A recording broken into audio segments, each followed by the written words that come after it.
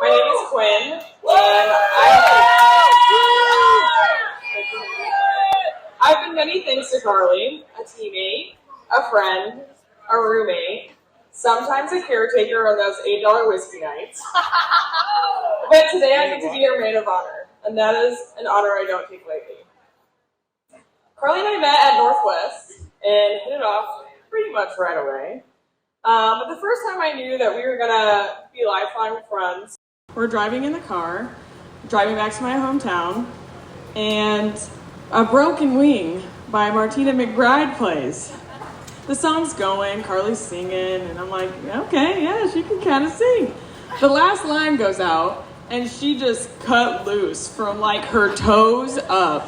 And I was like, okay, we're gonna be best friends. From there, pretty much the rest is history. So, flash forward to sophomore year. We're all trying to figure out what we're gonna do to get out of the dorms, because you like to flood your dorms, so we needed to get out of there. So we decided to be roommates, and we get all moved in, and we started doing family dinners. Like every week, all of our friend group, we would get together and eat dinner. And after a while, I started giving Carly kind of a hard time that we all took turns cooking, but she never really did.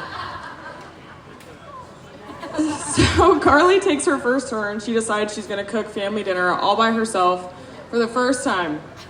That is the first time I've ever smelt burnt spaghetti. She decided to cook spaghetti without putting water in the noodles. Safe to say she didn't make family dinner after that. So, from attempting to teach you to cook, carrying you home in the pouring rain after you tore your meniscus dancing in typical Carly fashion. Yeah, at softball practice.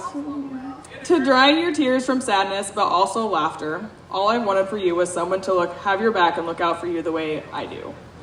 Insert Barry. When Carly first told me she was going on a date with a firefighter from a dating app, I was like, come on.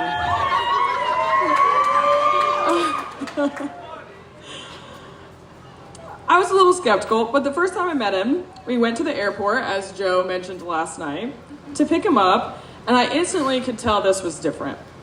They were holding hands, they were kissing, they were talking to each other, just engrossed in conversation, like nobody else was around us, which is great if Barry wasn't driving. So then we get back home. It's rodeo week in Sydney, so we're all getting ready. We walk out to leave, and Barry is in UGG slides, getting ready to go to the rodeo. And I'm like, who is this guy? What is going on? I don't ever trust a man wearing flip-flops when he's down at the pool. But by the end of the night, I learned that Barry is just unapologetically himself, and he lets Carly be unapologetically herself.